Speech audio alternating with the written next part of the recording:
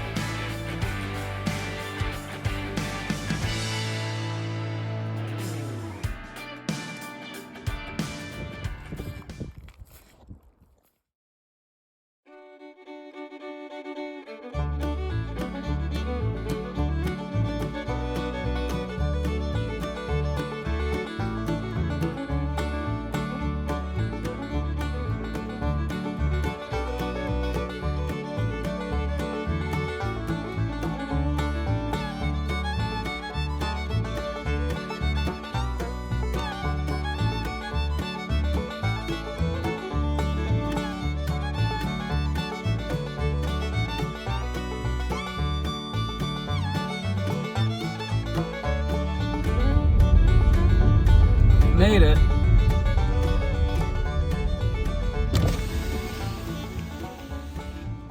Okay, well here we are at the Hidden Bison Ranch in Sauk Centre, Minnesota. I'm here with Jake, one of the owners of the ranch, two ranches. Yep, we have actually. two places. So Jake, thanks for letting us come out here and see the animals. And so how long have you guys been doing this? What can you tell us? Well, I'm a crack baby. I was born addicted to buffalo. So my parents got into it 2 years before I was born, back in 1987 when they got their first animal. Started on a small place south of Sauk Centre. Currently, fast forward to today, we're sitting float between 400 to 600 head on two different places here. We have our cow-calf operation, and then we forage finish roughly 300 head a year as well. So right now, how many animals are we looking at right here? There is about 35 adults in this group. They all calved. Most of them calved in May, some of them the first week of June. And then with them, 35 cows. We have two bulls. Two bulls. Two Okay. breeder bulls, yep. And one of the bulls. He's That way must be over. right He's there. behind. One's He's hiding. Up there. The other's hiding somewhere else. Oh, okay. So that one there, did I hear you say that one is 7, 8 years old? Yeah, he's about 8 years old, and he's weighing right around 2,300 pounds. Okay. And the other one's coming up through the middle here. He's he's just 3 years old now. So See he's that a one little. Wow. right there? 3 Oh years yeah, old coming look at up. him. Yep, he's gonna be big. He come out of Canada from a friend up there, and Wow. I'm really happy with how he's shaping up. Wow. So how many acres does it take really? Because I hear different information about how many acres per animal, and so in Minnesota, our typical area here, how many animals can you run on, say, an acre or 10 acres? Well, are we gonna be in a drought, or are we gonna have normal rain? Let's say normal. Yeah, good. Okay, let's say normal conditions. So on this farm, we're a little less than an acre per cow-calf pair. Okay. At my other farm, on a good year, it's closer to 2 acres because it's sandier soil and less production. Okay. And that's going to be Minnesota. You get in the southern half where they can grow grass. They could probably run 3-4 pairs per acre, but it doesn't work that way. So yeah, I'm actually probably closer to 3 acres per cow-calf pair, just because it doesn't produce as much grass. Okay. And that's normal. That's normal. Normal, But yeah. now we've been having a drought. Right. So So- now I'm out of grass and I'm supplementing hay, and based on our land, everything we can is in pasture, and we buy all our hay. Okay. So Okay. we're pretty much buying all our feed and hay every year. And you're already doing that this year already. Yeah, we've Feed. been trying to stock up on hay, get ahead of it, and then we're supplementing some hay. I mean, as you can see, the pastures aren't great, but there's still some there, and then we're supplementing with our protein pellets, which they're enjoying right now. Okay. And then we also have some hay in the feed bun. Okay. So size-wise, how much do these animals, like one animal per day, how many pounds or what percentage of body weight do they need to You eat? usually figure about 3%. Okay. Is kind of what I've been told. I mean, that varies by the time of the year. In our feedlot side of things, we can track it a little closer, but it's usually around 3%. Now, you take a week like last week, where the last 3 days when it's 90 degrees and hot and muggy, the production just goes down. They lay around, they don't eat. You get into September and it really ramps up in the amount they're eating and the amount they're growing. Okay. Buffalo are still back to the nature side of things, where they pack the pounds on coming into the winter, and you can really take advantage of those gains. Sure. And then that metabolism slows down. Correct. And they've evolved that way. Sure, To exactly. slow down Yep. because of the areas and the cold and the. Now, what about watering? How do you guys water? How do they get their water? We have fresh water to everything. Okay. Water makes milk, and milk makes the calves, so we rely heavily on good water source. So both farms, every paddock has a freshwater source. Okay. We do have some with some low areas where water will accumulate, but we've actually fenced some of those out because that's also a breeding ground for parasites. Okay. Anything that's runoff is runoff. So we try to keep good fresh water available at all times. They will drink when they need to drink. Okay. When it's convenient or when they're thirsty. I mean, in this paddock, there's one water source right up front here. They might spend all day, and then the whole herd will come up and drink at one time. And it'll probably be, when it's hot out, multiple times a day, or they'll just lay next to the water source. So how long can they go without water? I mean, not that you would ever do that, but It's days. It'd be days. They can go days in nature, out natural. Yeah. Okay. I mean, I would never want to test it. Yeah. They say I can go days without food or water, but clearly I don't miss a meal. So Yeah. I ain't gonna take that chance. Yeah. What is your day like, a typical day like for you guys? Because, I mean, we have 3 animals, so, I mean, it's not like we have a big, bunch of stuff to do. But with this many animals, what does your day look like from when you get up to the end of the day? Most days out of the year, it's very simple. It's maintenance, just keeping the feeders full. This cow herd is great because you drive around in the pickup, you look at them, you make sure everything's healthy. During calving season, you maybe check them a few more times a day. The feedlot side, you feed some hay, you mix up some of the forage ration, and you're good. Occasionally, we're giving shots of dewormer. We're running them through the chutes, tagging them, doing that processing side of things. But on a general day, it's just management and overview. Fix some fence, cut some trees, mow some weeds. There's no shortage of work, that's for sure. Take whatever comes at you. Right, but nice thing is, it is something different, So when you mentioned running the chute and stuff like that, so that's called working the bison, right? Sure. That's what they Yep. call that. So how often, how many times per year do you do that kind of stuff? This group here, these mother cows will come through twice a year where they'll actually be in the squeeze chute. Okay.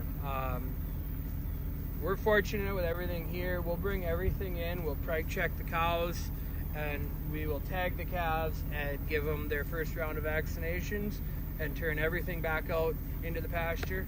And then 3 weeks later, we'll come in and we'll pull the calves off, kick the cows out. The cows won't even go through the chute, and then that's when we wean them. That way, when they're going through the stress of the vaccinations and everything else, they're still alongside mom, and they've just done a lot better that way.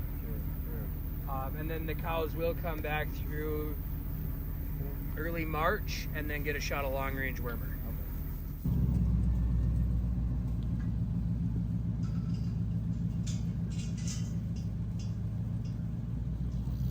So now running these animals like this, I mean, these are wild animals. They're not Absolutely. They're not considered domesticated like cows, cattle.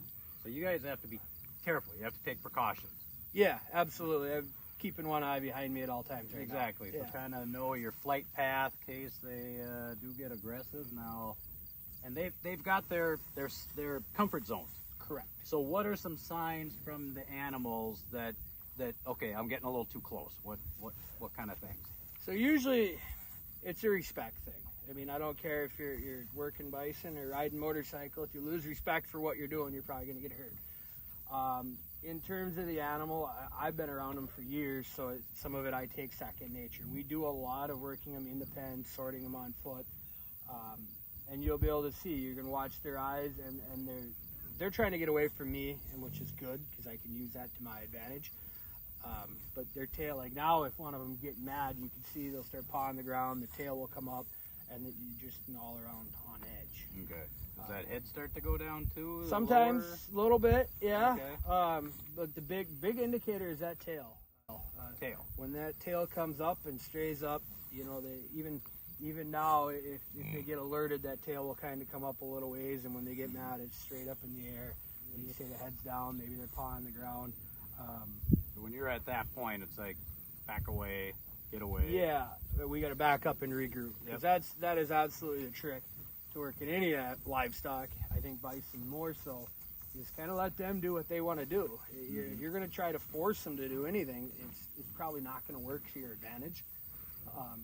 And our end game is the health of the animal. Sure. So working with what their needs are will help that. So have you ever had?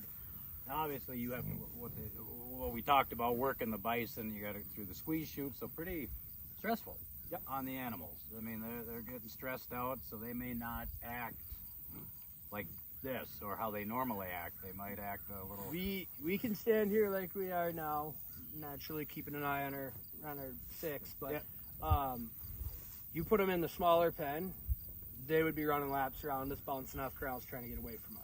Okay. So you work with that. I mean, we've had bad days, obviously, some days where they don't cooperate, and you go do something else and come back and try again next week. Okay. So there was actually this last year when we went to catch this group to bring them in to do their, we'll call it fall roundup, where we do all the processing.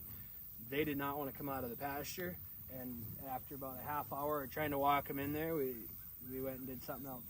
Tried again next week. So. Have you had any personal, like, close encounters? Like, well, that was close. Or have you been injured? I guess I should say knock on wood, because I haven't. I'm sure my day is coming, but my dad's got 6 inches of steel in one arm, 6-inch scar on his forehead in another spot from a different accident. So, I mean, yeah, you're taking a risk. Yeah. So anybody getting into bison ranching should be doing a lot of research first. Get around the animals as much as you can, and learn as much as you can. Absolutely. Okay. Yeah, you definitely don't want to jump into the point where we are overnight, because there's a learning curve there above some other livestock species. They look calm and cuddly right now, but when you start getting up close and personal with them, they're far from it. So with cattle and cattle compared to bison, so if a person's used to cattle, but what would be some of the biggest differences that you would say you would find and better be prepared for if you're going to switch or start raising bison?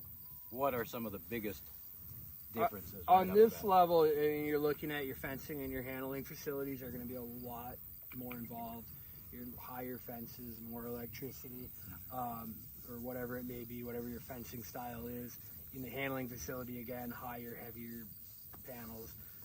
They're going to probably be wilder than some of your wild beef cows. Okay. The nice thing is they do all work together and as a herd, so that helps.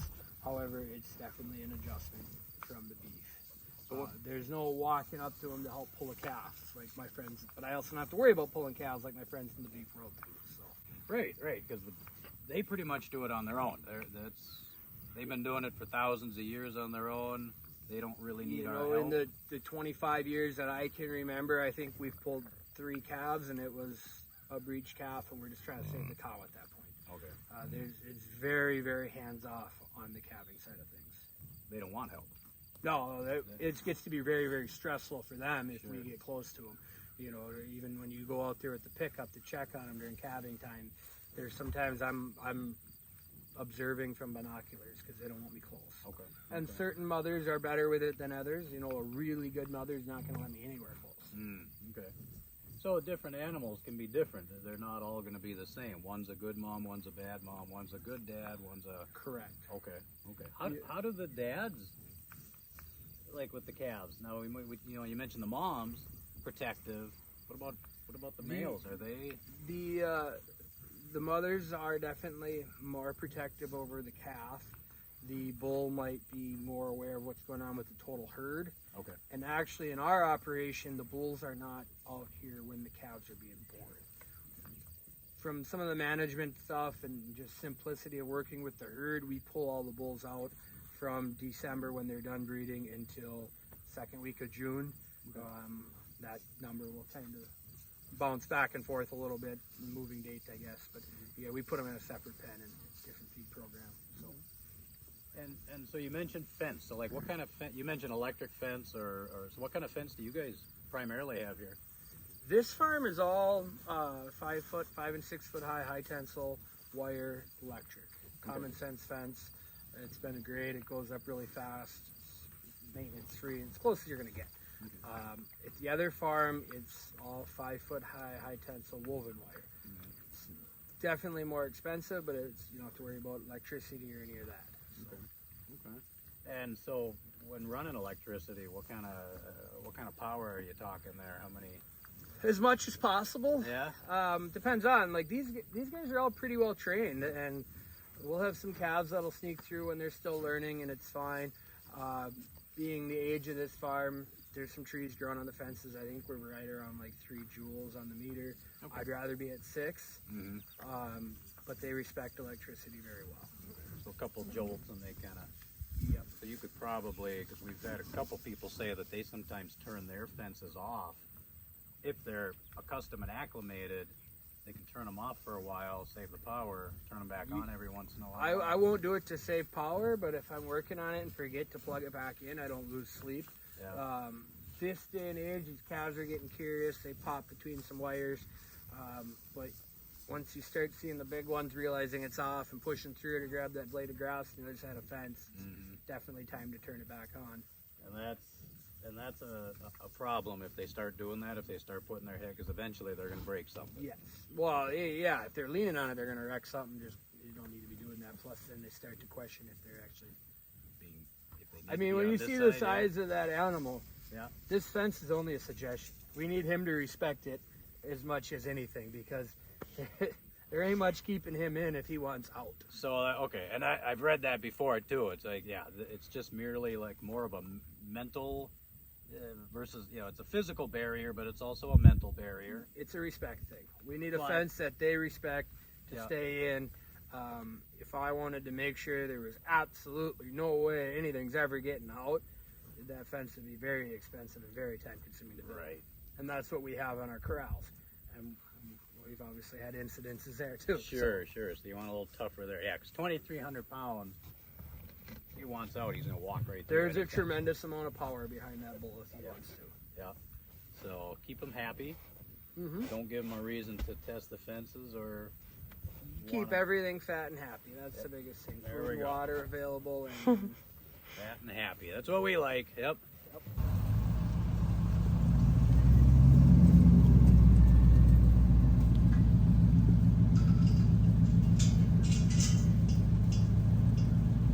Okay, so now that we got to see some of the animals out there, we're going to take a look at their handling facility, and Jake's going to give us a little idea of how exactly they handle these animals and the process involved and the equipment involved. So let's take a look at that. so this is what we're going to call our main hub of our handling facility.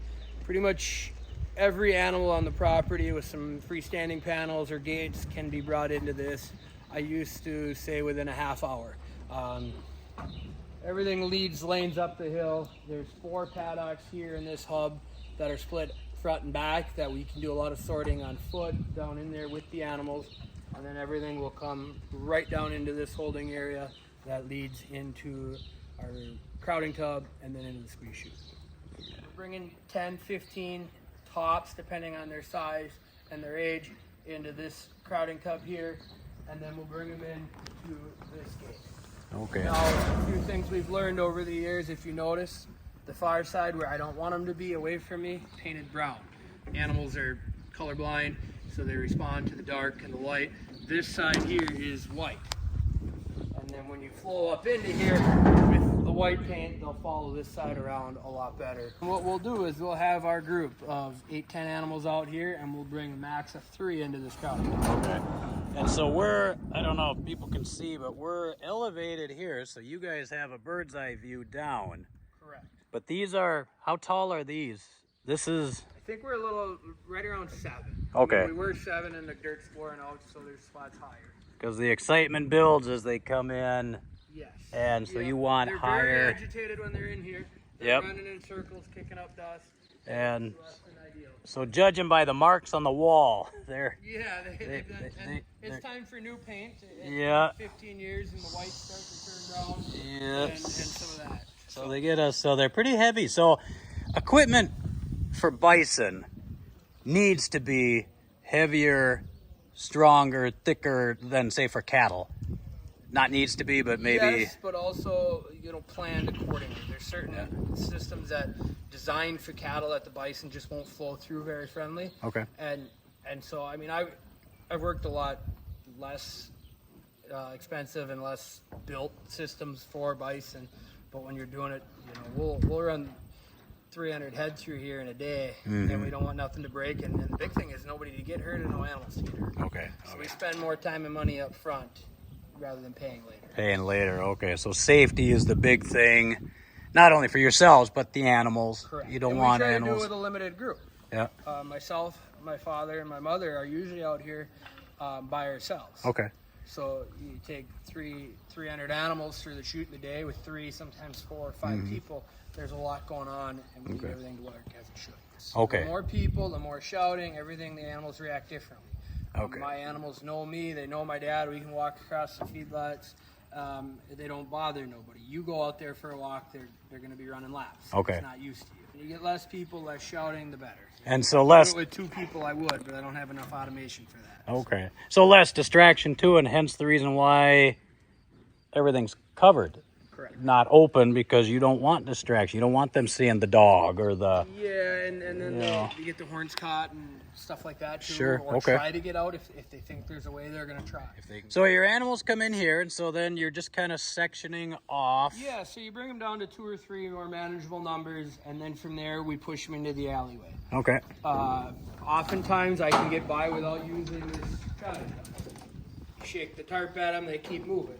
But if you have to use it, you can force them down to about no space at all. Okay. So curve better, corners not so good. Correct. Okay. Corners and pinch points cause problems. Okay. And which increases panic, I would imagine, if they start getting cornered in there and other animals behind them. Yeah, Possibly. and it just it changes the flow of things. Okay. Dead end corner, we can keep them moving. Okay. Everything works better. Okay. Through it now you've got. Okay. We got 2 alleyways and then a squeeze chute. Okay. So alleyway. Under the second alleyway here, we have a scale, and that's how you make a lot of your decisions. And you guys, paddles. Okay. So we've seen people use these, and we've seen these. So is that one of those rattle paddles? Yeah. Okay. Yep. What is that? Just for the sound? To make the sound? Yeah, So. the sound just has that little extra fear Okay. factor to it. Up on top, I do all the moving with a tarp. Okay. And Shake so the just tarp that. at them, that visual aspect they respond to very well. Just flapping. Okay. Because we saw one of those paddles at Mills the other. I'm like, I didn't break it, hon. I didn't break it. It was like that when I picked it up. Okay.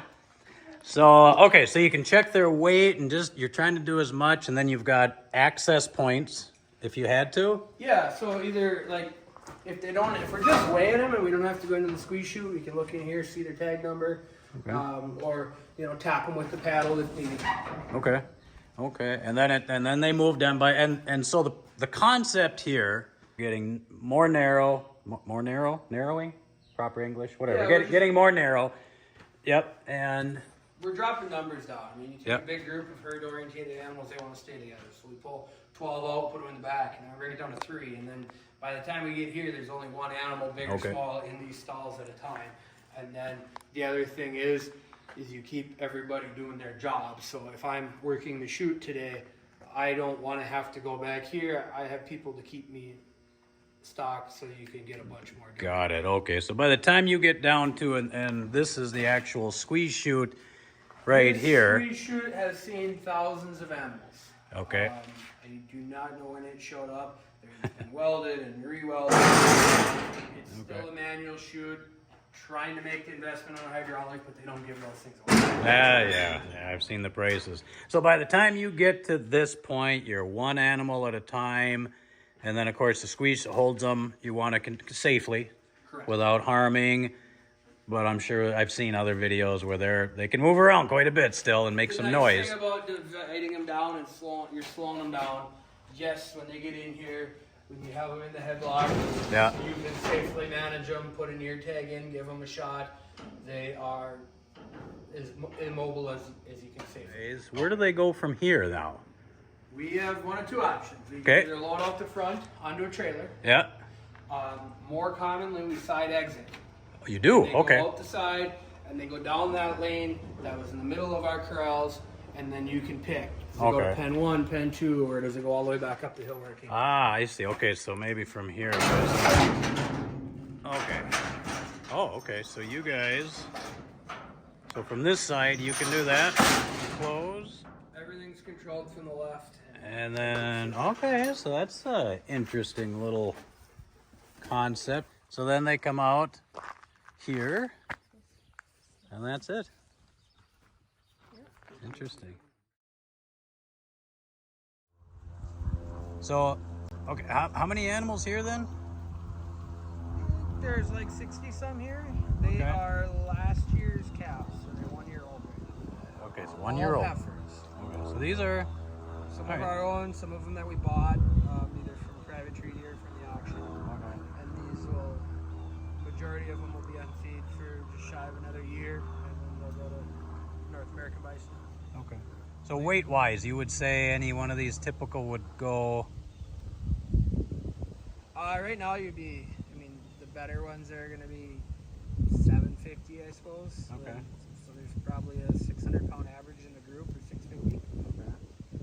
They're not as heavy as I'd like them to be, but that's how that goes. Still pretty heavy.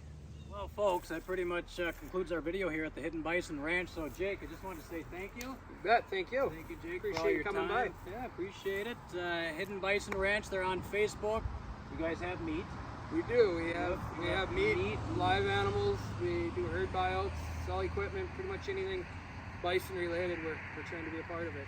Yep. So Sauk Centre, Minnesota. So if anybody's looking to get interested, interested in getting started in the bison here, these guys definitely know what they're talking about. They gave us our first 3 animals, and we are eternally thankful for that. So again, Good deal. Thanks a lot. You bet. Thank you.